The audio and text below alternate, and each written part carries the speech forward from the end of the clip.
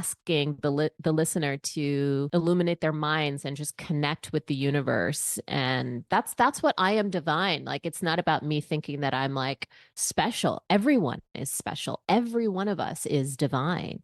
And every one of us, we are all each other. We're all connected. Like the same energy when you zoom out. This is a podcast called Walk, Talk, Listen. An attempt to connect people and make this world a bit better by sharing opinions and experiences based on the belief that everyone's perspective is true, albeit partial. My name is Maurice Blom, and I would like to welcome you to yet another episode of Walk, Talk, Listen.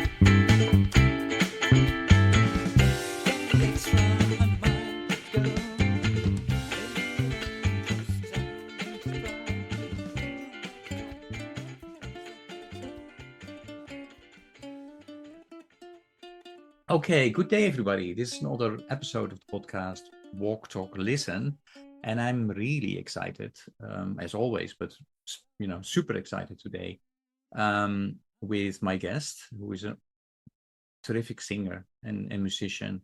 She does a lot of things, but she will introduce herself. Andromeda, please go ahead. Hello, this is Andromeda Turre, and I'm so happy to be here with you. Yeah, and those are exciting times, right? Because you have worked on an album that's coming out at the end of the month. We will talk about that. But yeah, what I always discuss with my guest Andromeda is, where were you born and raised, and how did that, made you the person who you are today? And so can you tell a bit about that? I know that your parents, both are great musicians as well. So, but maybe not all the audience members. Yeah. So I was born in New York, in the Bronx specifically, and both of my parents are jazz musicians.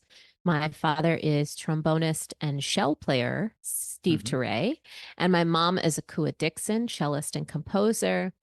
And so I grew up in New York City with musician parents. I spent a lot of summers on tour with them instead of doing summer camp like most kids did. And I really loved it. And I loved the jazz and the music side of it. But also growing up in New York City, it's a very diverse city. And my family is very ethnically diverse. And so I was exposed to a lot of different cultures and traditions and norms, which I think also helped me to be very open-minded and accepting and loving of all people.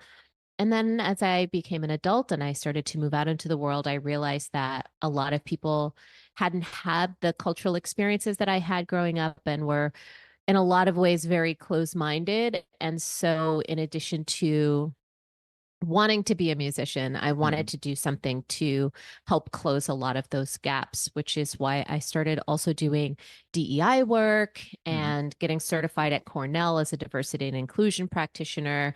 I've sat on boards and on chaired committees that are for diversity and inclusion, and worked with municipalities and schools to write best practices and policies. And all of that informs my work, which is why my latest project, From the Earth, is inspired by environmental justice. Yeah. And before I'm going to ask you questions about that, because I'm really curious about that upcoming album. But do you still remember at what age you started to play an instrument, or did you not start to play an instrument when you were more singing? How did that go? So my first reaction to music was actually dance. I would hear the music and I would feel it in my body. And I started as a dancer. Yeah. And I think in a lot of ways, my parents were quite annoyed because they would be at rehearsals or concerts and I would be dancing all over the place. And they're like, sit down. As a mom now, I totally get it. Yeah. But they put me in ballet class. I studied at the Dance Okay. Theater of Harlem and at Alvin Hmm. Ailey. And when I was maybe 5, I started taking piano lessons because Mm, also from the time I was a very young child, I would try to reach up and play the piano. And so I started taking piano lessons, which I really loved. I still play the piano. I use it for my composition. mhm, Even though I don't like to perform on the piano, I use it all the time for composing and mhm. arranging. And songwriting, my mom has, you remember cassette tapes? Yes, absolutely. Yeah, Yeah. my mom has cassette tapes that she found recently of a song that I wrote when I was 2 years old. And it's Hmm. actually, I was like, this is actually kind of good. It's like a little kid song Yeah. about just walking down the street with my cousin. It's very cute. It has a good refrain. I was like, Hmm. okay.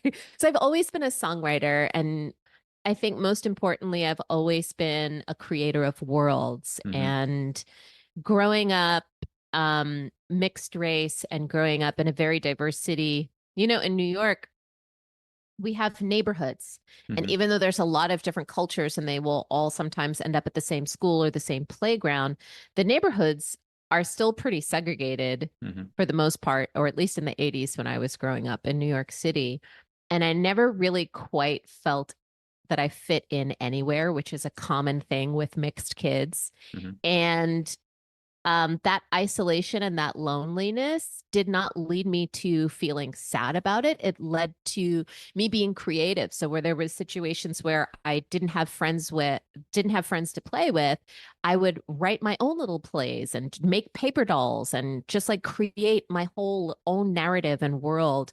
And I always use visual aids and I painted and colored and Mm. cut things out and built things with cardboard to sort of entertain myself. And now I work as a multidisciplinary artist, like still kind of doing that. So that definitely inspired my work, Oh, just kind of growing up that way.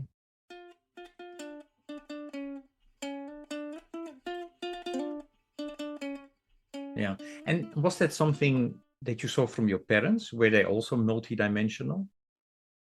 No, my Or, parents are musicians yeah. Okay. for the most part. My dad did compose a score that was for a dance company. I think I was in like high school, but for the most part, their performances were all just Hmm. my dad especially was, music performances. My mom played in the pit orchestra for some Broadway shows. So I was introduced to theater, which Mm. I would say is multidisciplinary, right? Because you've got acting, Yeah. dancing, Yeah. singing, lights, costumes. And I was really drawn to that. And I did a lot of musical theater in high school. I Mm. actually went to college first for musical theater before I switched to vocal jazz performance. Okay. And do you have any siblings? I have a brother, Orion. He is Okay. 10 years younger than me, and he's a jazz drummer. Oh, wow. So everybody is in the arts then. Yeah, So I that's mean, not okay. just my parents. Yeah. It's two of my uncles, one of Yeah. my aunts, all jazz musicians.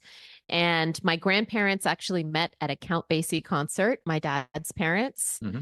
And my mom's dad used to say that he played the radio, but it was always I jazz and liked it. blues. Yeah. Yeah. Yeah. And just for the listeners who don't know, you also they can listen to you on the radio as well because Yeah. you are how do you call it? Sirius XM Real Yes. Jazz. I'm Yeah. on air every Saturday from 12 to 5 Eastern and every Sunday from 11 to 5 Eastern. Yeah, cool. So people Mhm. should really check that out.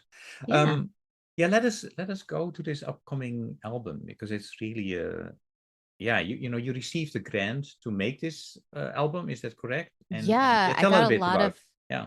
I got a lot of grant support. I think that's always a challenge for artists, right? Is funding Mm-hmm. their projects unless you come from an independently wealthy background or Mm. you win the lottery or something.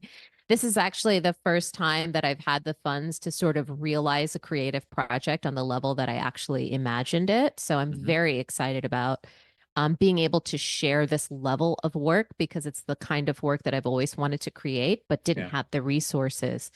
So I applied for grants. My first grant that I received was from Jazz Road. It's the Creative Residency Grant from southarts.org. And Mm-hmm. that's funded by the Doris Duke Foundation with Mm-hmm. additional support from the Andrew Mellon Foundation. Okay. And then I applied for a secondary grant to add the visual element. And I got that grant from the New York State Council on the Arts, sponsored by Arts Westchester. Mm-hmm. And yeah, what are these grants allowing you to do? Tell us about, where does the inspiration come from? What will For we the hear when project? we, yeah. So this project actually started in December of 2022. I went to Iceland. My best friend calls me and she goes, you were there for my wedding, and it's my 20th wedding anniversary, and we're going to renew our vows. We want you and your husband to come and be our witnesses. And I'm like, yeah, of course. She lives in Nashville. So I'm assuming that I'm going to Nashville. And then she's like, okay, great. We're going to Iceland. Like, what? And she's like, yes. And we're going to renew our vows inside a glacier. I was like, this is crazy. Let's go. So I went to Iceland, and it was my first time really having this elemental experience. Again, I grew up in New York City. It's, we have Central Park, but it's not a lot of nature. And outside of New York, the cities that I've spent the most time living in are Boston and Tokyo. So also just like very concrete driven. And so I got to Iceland, and it was my first time seeing like lava birthing new ground, like seeing an active volcano in that way. I got to see the black sand beaches with like these crystalline ice chunks washing up like violently against the sea shore, which was so beautiful. I got to see the Aurora Borealis 2 nights in a row. And I got to hike 2 hours down inside a melting glacier for my friend's vow renewal. And just the experience of the elements had a profound impact on me. And some of the songs that you'll hear on the album, I actually composed while I was still in Iceland, because I would just go back to my hotel room and like sing them into my iPhone headphones as voice notes. Oh, wow. Yeah. Oh. Yeah, that's incredible. So, and what are you, what is the album about? What are you what do you hope when people listen to it? And um, yeah, what do you hope Yeah. to achieve with this? I have a lot of hopes for this album. As it was conceived in Iceland, when I came back to the States, and I was like, I really love the beginnings of what I started to create, this suite. And I didn't want to do an album specifically about Iceland. I've only been there one time for less than a week. And I don't know much about Icelandic people or their culture. So I didn't feel like it was meant for me to do an album about Iceland. So I was like, well, what can I do that's connected to these elements, right? Because it was really about the earth, the sky, the sea, and the ice. That's what I was feeling. And so I started just looking into climate change issues here in my own home country of America. And not shockingly to me, as I dug deeper into issues related to climate change that are happening right now, I found that historically marginalized communities were suffering far worse and far more extreme situations. So I started to interview people from those communities and listening to their stories. And that's what inspired composing the rest of the suite. So the grant funding allowed me the time. I started composing in August and I finished writing the suite in December. So one of the things that the grant funding allowed me to do was have that time and not have to say yes to every single gig just so I could pay bills. I was able to just work a few gigs that I really wanted to do and be able to have the time to focus, to research, to read, to really sit with people and get to know them and know their communities. And so one of the goals in that is just elevating their voices and having other people hear their stories, because a lot of times in the climate change space, the marginalized communities that are suffering the worst aren't the ones who get the microphone. When you look at the face of climate change, it's not often the Black and Brown communities that are struggling through it right now. And so I wanted to do something to close that gap. And so I gave him the mic, and you will actually hear excerpts from some of these interviews in the music. I set some of them to music. So the suite is broken down into 4 concertos: earth, sky, sea, and ice. And each concerto is attached to a different community. The first community, Earth, is a community just outside the south side of Chicago. It is a Black-owned farm. And they're not only dealing with issues related to climate change like drought and famine and pests, but also food desert and using the food to the woman who owns the farm. She is also a medical doctor, and she harvests her food and she brings it on a trolley to the south side of Chicago where they don't have access to fresh fruits and vegetables. And she's giving people checkups, checking their blood pressure, giving them food to help with their diabetes and their hypertension. So she's bridging that gap between these formerly redlined communities that don't have access to resources and the climate change that she's dealing with on her farm. So that's the first interview that you hear. The second one is The Sky, is a community in Oakland, California, which is also a historically redlined area of Oakland where they're struggling through a lot of air pollution in America. Then the third concerto is The Sea. And for The Sea, we travel to Puerto Rico. And Puerto Rico is suffering with so many things in addition to coastal erosion, flash floods, garbage in the seas, sea temperatures rising, algae blooms, more intense hurricanes. Like there's just so many problems that they're dealing with, in addition to dealing with issues left over from the colonization of Puerto Rico, not having access to their own beaches, which they're legally allowed to have, being pushed out of their own space, being pushed out of resources to help, and not having access to things like clean energy and reliable energy in face of all of these other natural disasters that they're experiencing. So for there, I spoke with Dr. Gladys Canals, and that section is all in Spanish. No. But I will have the English translations on my website for anybody that doesn't speak Spanish and wants to know what's being said. Then after that, we end with The Ice. And actually, the first song in the Ice section was the first song that I wrote for this whole suite after I had ventured down into this glacier. I'm very sensitive, and I've always been very connected to the feelings of the world around me.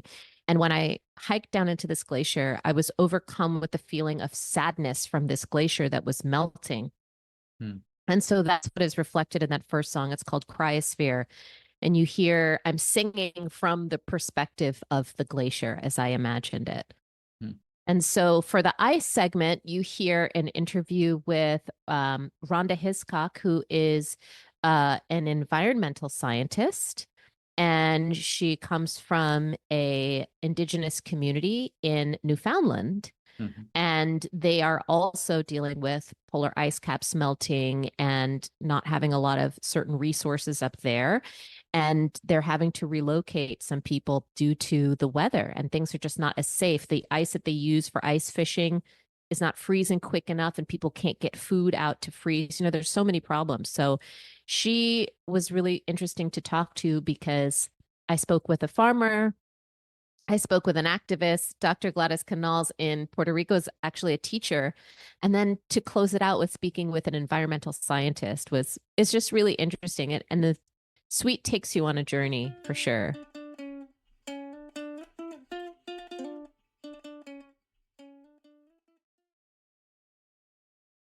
Oh, I really can't wait.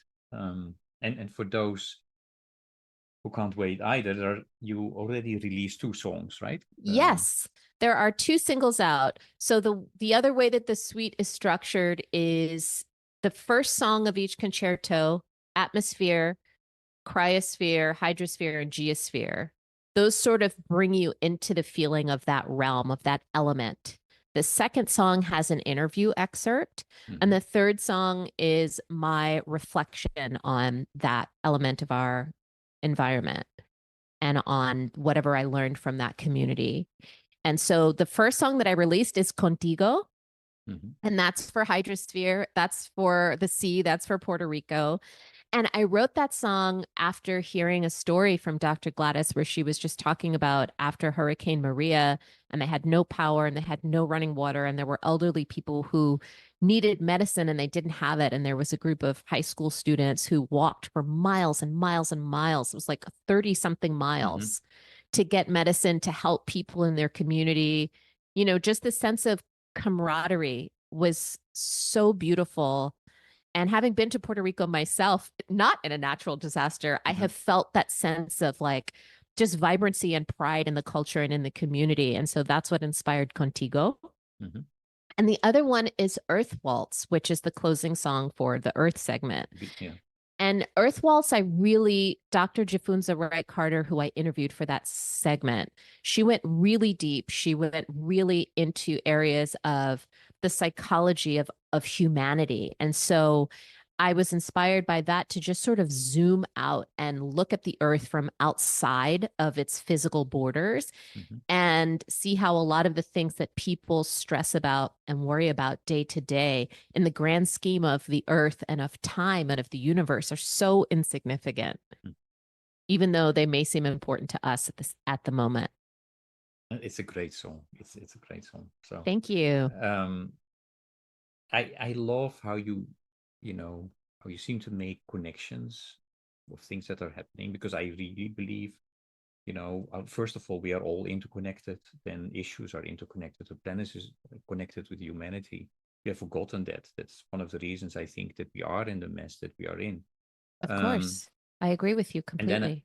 and then I also don't believe in coincidences. It's really funny because the first time I saw you perform was with the full, I don't know the title of the band, all women. Oh, Um, Hera. yeah, right. Yes, yes. Yeah. And I interviewed two or three people of that band because it was, for me, it was such a special concert.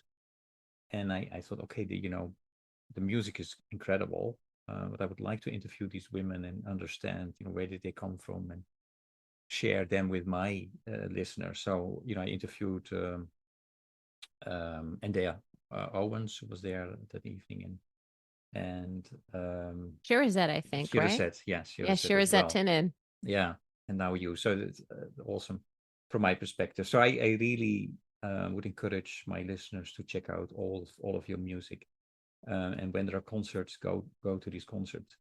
I'm trying to continue to make connections, Andromeda, and that's when I listen to you, I have to think about sustainable development goals. That's Mm-hmm. it's part of my work. Um, yeah, I always try to talk about it because I think they are not perfect, but the world had a discussion about our world is not going in the right direction. We need to do something. So many discussions were taking place, and they came up with 17 sustainable development goals. Mm-hmm. And goal one is end poverty. Goal two is end hunger. And so even if my guests are not aware about those goals, I ask them to read about it because I really think more people should be aware about it and Yeah. try to think about what can I do to contribute to reaching those goals. Can I change my behavior? Can I, use my platforms? And clearly you are doing that with this, or continuously in so many ways, Yeah. everything I you mean, do. in Um, addition to writing the album and mhm, elevating these four communities, every concert that I do of mhm, From the Earth, wherever I go, I look in that area for environmental organizations and I invite them to the mhm, concert. They can set up a table. I don't charge mhm. them, it's free. They can set up a table and let people know. And I invite them on stage to talk about what they're doing so that all of the listeners in the audience can be connected with actionable items that they can do to help climate change right in their own communities.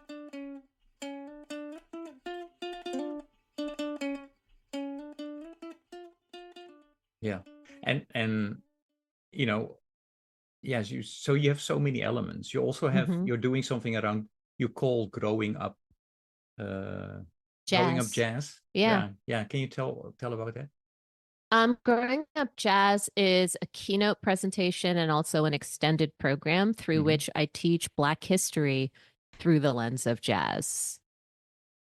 And And it's really great. It's been really great to have really important conversations around diversity and inclusion, but using music to have these conversations and to tell these stories seems to have a less abrasive approach, and people are more open to having conversation because mhm, it's through the music, right? yeah, yeah. And again, also the Sustainable Development Goals are talking about equity. Mm-hmm. That's one of the problems, one of the reasons that we are, yeah, so many, uh, there are so many marginalized folks out there that don't have access, or as you mentioned, don't necessarily are provided with a platform to share their voice. And Mm-hmm. so, yeah, Yeah, reducing inequalities is another one of the sustainable development goals. And that's my project is definitely doing that. yeah, I'm shining a light on initiatives towards sustainable cities and communities, which is another one, hmm specifically the Oakland community that Miss Margaret Gordon she's like the queen of that hmm community. But if you look on their website and for the nonprofit that she's running there, and you can see all of the policies and all of the practices that they've put in place and all of the work that they're doing to educate their community to really try to make this a sustainable community hmm and an equitable community. It's really commendable. And she's also like teaching, right? So hmm she has all the resources there, and will do teaching on Zoom for any other communities that want to also learn and help their city become more sustainable. So there's hmm like that element. One of the things that Dr. Gladys in Puerto Rico is really championing is the affordable clean energy, which is hmm another sustainable development goal. hmm And they're working on getting solar energy because they have so much sun. Puerto Rico hmm is known as the land of the sun, and they have access to so much sun, being able to harvest it for solar so that they're not so dependent on this old decrepit grid that they have that's not maintained properly, and people can sort of have their own independent access is something that she's really trying to help work on. hmm I'm going to continue trying to make connections. So one of what is said about the Sustainable Development Goals that on average we only have reached 15%, and we have to Mm, reach those goals before 2030. And a growing group of folks around the world is saying, one of the reasons that we are not able to make these system changes that we need in our lives is that we don't pay proper attention to the abilities, skills, and knowledge that you need as an individual, but also as a community. And so they came up with 5 inner development goals that should be worked on, at the same time as we work on those 17 sustainable development goals. And what they identified were the following 5 goals. One is being, thinking, relating, collaborating, and acting. mm-hmm. And then they identified 23 skills that you need to work on, empathy, trust. Um, so, yeah, so I always ask folks, what is your first reaction when you hear me tell about these inner development? I think if I look at your work, you try to balance all these things about system changes and your inner self, working on Yeah. your, right? Yeah, I think when I have read through the inner development Mm-hmm, changes and obviously the sustainable development, and I think that both of them could benefit from incorporating the arts more, mm-hmm, because you can educate the people that are coming to your website, and you can educate the people that sign up for a talk on these things, or their jobs are presenting it to them. But if you want to reach a broader audience, mm-hmm, it's not just going to take like the percentage of people that are really concerned about climate change right now to fix this problem by 2030. You got to get everybody on board, mm-hmm. Yeah. everybody. And you've got to, and one of the things, yes, I do talk a lot about in this album is just connecting with nature and doing the inner work as well as the actionable work. Mm-hmm, And the arts has a way of reaching people that, like, posting very cranial documents on the internet is not going to do. And I would love to collaborate with any of these organizations not just with my own self, but to introduce them to other artists as well who were using art to have these conversations. I took a lot of the research that I had gathered during my research and development phase for this project, and I transformed it into an educational art gallery experience. And I have paintings, photography, sculpture, guided meditation, video, all of these things in a gallery experience that is just transforming data, but with art. And by hanging up a painting and somebody's like, oh, that's really interesting, I want to see what that's about, they read the caption. And then they just learn something that's been sitting on a website that that person probably would have never read. Right. And getting that, I did another one of the things I did was I took a giant carnival wheel that somebody had, and I painted over it and I repurposed it. And in each slice, I put a different issue that Puerto Rico could potentially be dealing with on any given day, like all the things that I mentioned earlier, the floods, the coastal erosion, all that stuff. And I saw so many kids, because it was interactive, go and spin the wheel. And they're like, oh, what's this? And then they went and they read the little blurb about it. So those kids are digesting data. But if you gave them like a worksheet and you were like, memorize this, they probably don't want to do it. I mean, I'm a mom. I have 2 kids. Trying to get them to learn this stuff, you got to be creative. So I think incorporating the arts would be a huge asset to these initiatives. And there are so many painters, sculptors, dancers, choreographers, musicians, singers, everything that care to use us as a resource to help communicate these to a much broader audience. That was the first thing that I thought when I read all of these. I would love to work with the UN or, the inner development goals to help in any way that I could. No, and one of the reasons that I invited a lot of different, or try to invite a lot of different musicians to my podcast, is to bring worlds together, connect. I came up with a little question. Although the little questions might not always easy, but I asked my previous guest to have a question for the next guest. And so my previous guest has a question for you. And now I need to find it. No worries. Yeah. So staying on the theme of sustainable development goals, I thought it would be really interesting to hear a perspective of if you could magically, or maybe by divine intervention of our divine creator, choose one SDG whose target would be met overnight, which one would it be? Climate action, of course, because I think solving the issue of climate action would also solve about at least half of the other sustainable development goals. And we as humans would be forced to work together and to work for the betterment of humanity and not for our own greed. And we would be forced to choose people and the planet over choosing insane amounts of profits.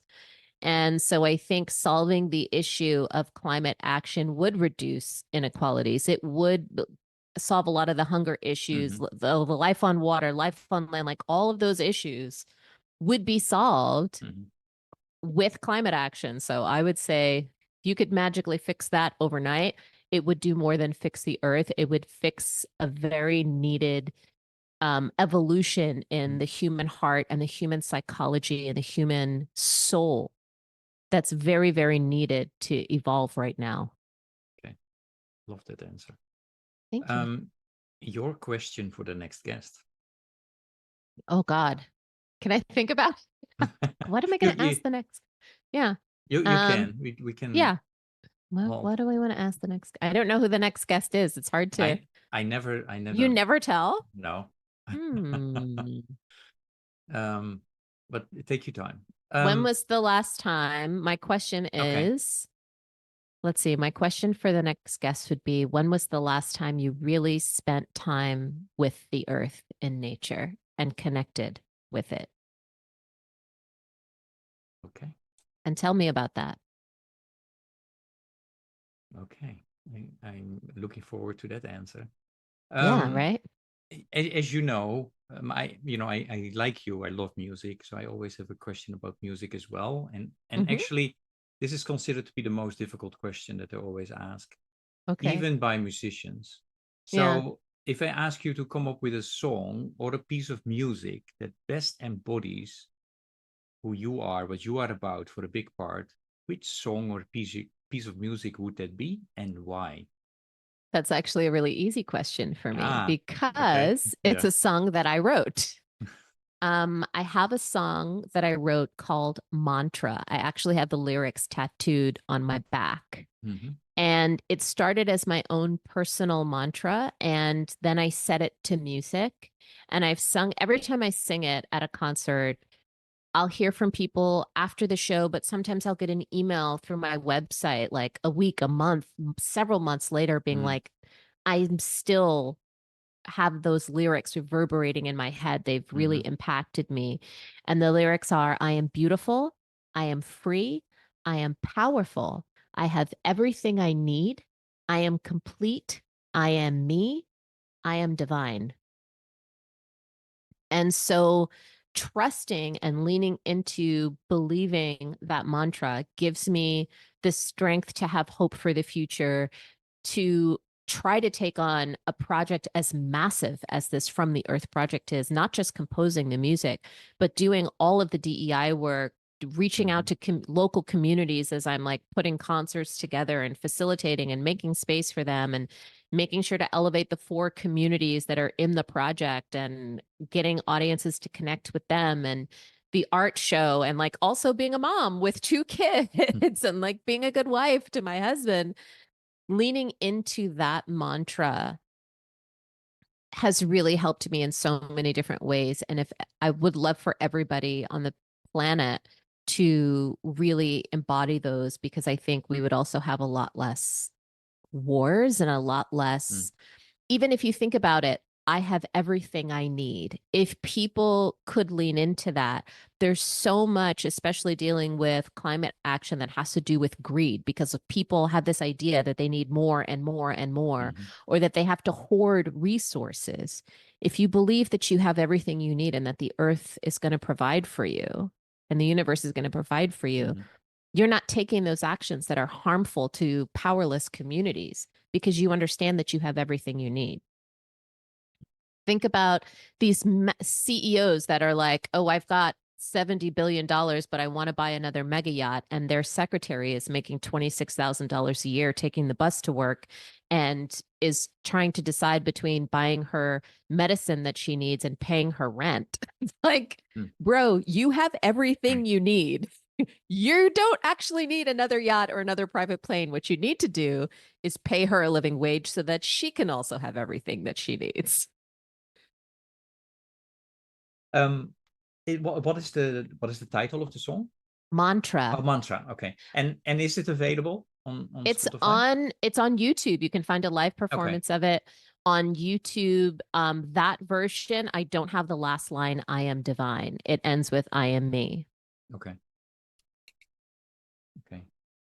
I mean, the unfortunate thing is that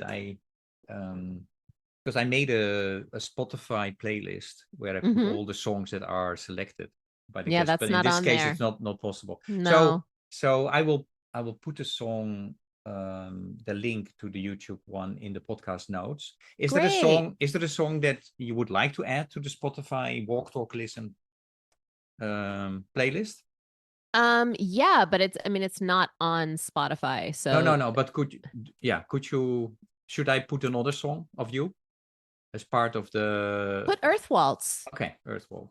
I will Earth do that. Waltz, the one I Beautiful just song. Yep. released, because that also deals with asking the listener to illuminate their minds and just connect with the Hmm. universe. And that's what I am divine. Like, it's not about me thinking that I'm like special. Everyone is special. Every one Hmm. of us is divine, and every one of us, we are all each other. We're all connected. We're all one. We're all like the same energy when you zoom out. That's Hmm. really what Earth Waltz is. So you can put that one on there. Okay, we'll do so.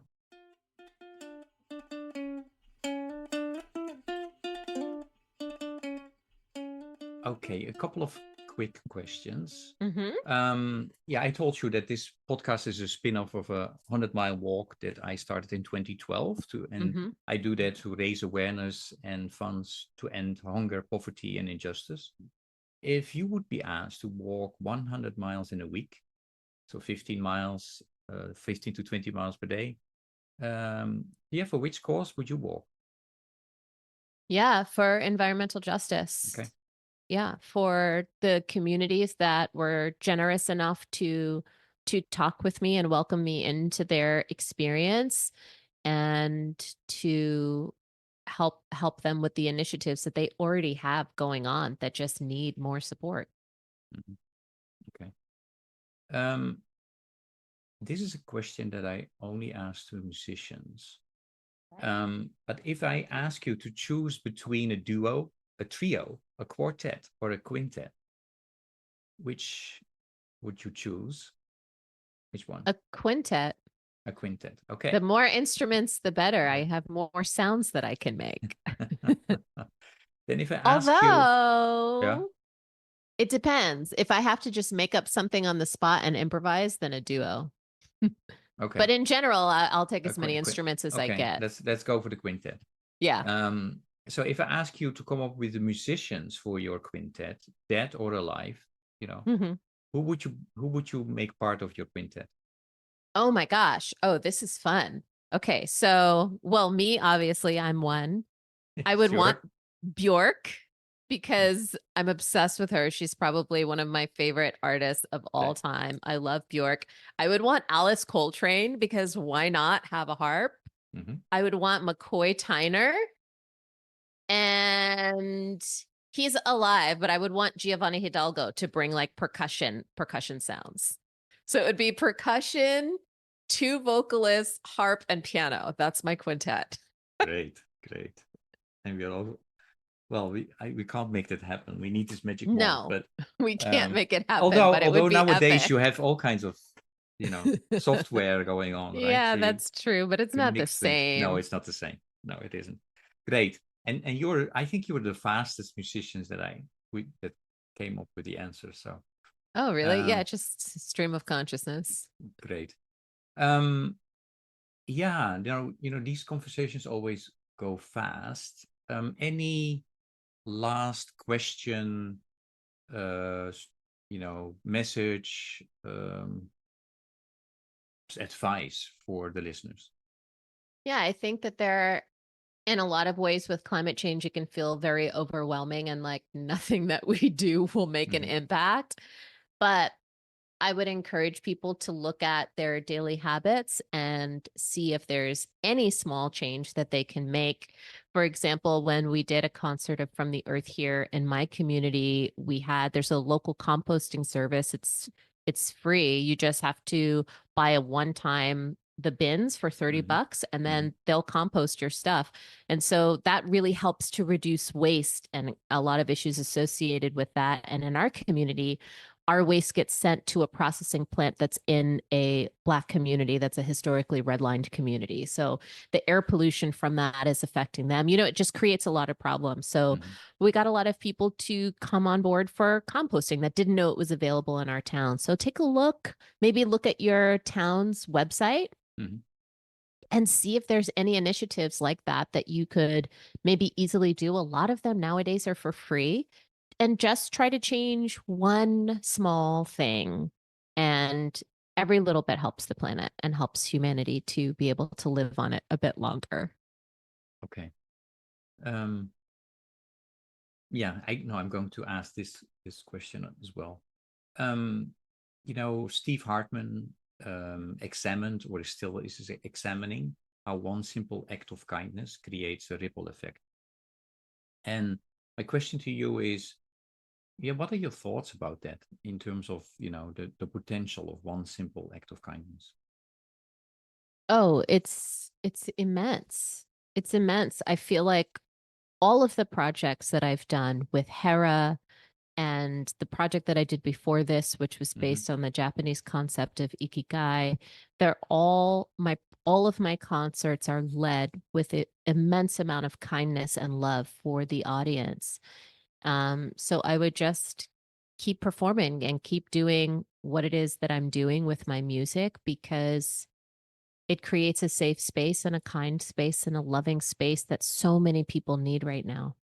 So, and I see it. I see the effect of it. I see like people staying after to give me hugs because they they felt so loved and so kind during the time that they were in my presence of my show. So I definitely see the impact of just kindness. And I think balancing doing activism work, which a lot of time is led with, shame or anger or frustration, which believe me, those things are in there. But finding kind ways to get messages across is very important. Okay. Well, I know you're performing, I think, still at Little Island. No, it ended on Sunday. Oh, it ended already. Okay, then I can ask this question. So if I would ask you to commit one simple act of kindness this week, what would you do? This week, honestly, just spend more time with my kids. I'm so overwhelmed right now between trying to finalize everything for this album and put it out. It's coming out in a month from today. So today's June 26th that we're doing this interview. It comes out July 26th. And I feel like I spend my whole day with my computer, and that's hard for my kids. And so just putting my phone down, putting my computer down, and like just being outside with my kids would be the kindness that I would put into the world today, because that would affect them. And then that would affect how they exist in the world and affect the people that they interact with and so on. Beautiful. Why should people buy your album when it's available on July 26th? They should buy the album because supporting independent artists is a really great way to make sure that art can happen. A lot of times, record labels, there's a reason why I'm not signed to a record label. And a lot of times record labels want to go with what they know they can market and sell and what is safe and what they know venues will book. And a lot of venues are in a tough spot because they're trying to keep the lights on. So they'd rather, with jazz, be like, oh, can you do a Sarah Vaughan tribute show? Because that's familiar to people and they know who that is, and they'll come and buy tickets instead of something like this, which is completely new and different. And if we don't support art and the creation of new areas of art, jazz will completely become a museum piece. And I believe that it's a living art form and it's meant to grow. You can look throughout history of jazz and you can find art from every decade and know exactly that it came from which decade because of the music and the reflections and the lyrics of songs from there. And so I think that this album is a really concrete reflection of our world at this moment. It's a time box, right? Or what do you call it? A time capsule. And if you care about the environment, if you care about social justice, and you care about art continuing to exist in the world, especially with like AI now writing songs and having fake voices, if you want to combat that, then you have to support people that are putting art out into the world. Also, it's really good music. Oh, and you'll yes, like it. yes. That's what I was thinking.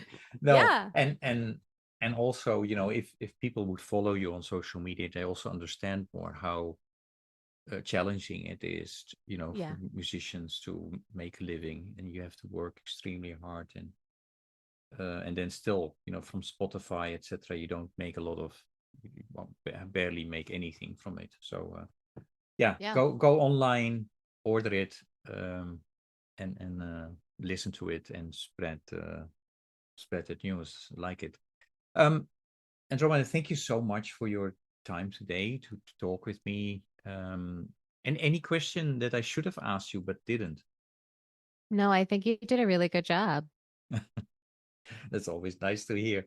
So yeah, thank you so much. I'm looking forward to listening to the full album. For now, we are going to listen to Earth Waltz and Contigo. And you, congratulations with the album. Thank you so much. Okay. Okay. Thank you. You're welcome. Talk to you soon. Bye-bye. Bye-bye.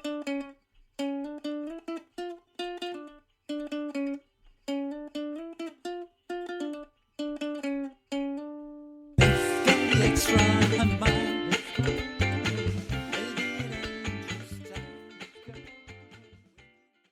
Thank you for listening to Walk, Talk, Listen. Please check us out on 100mile.org or follow us on Facebook or Instagram.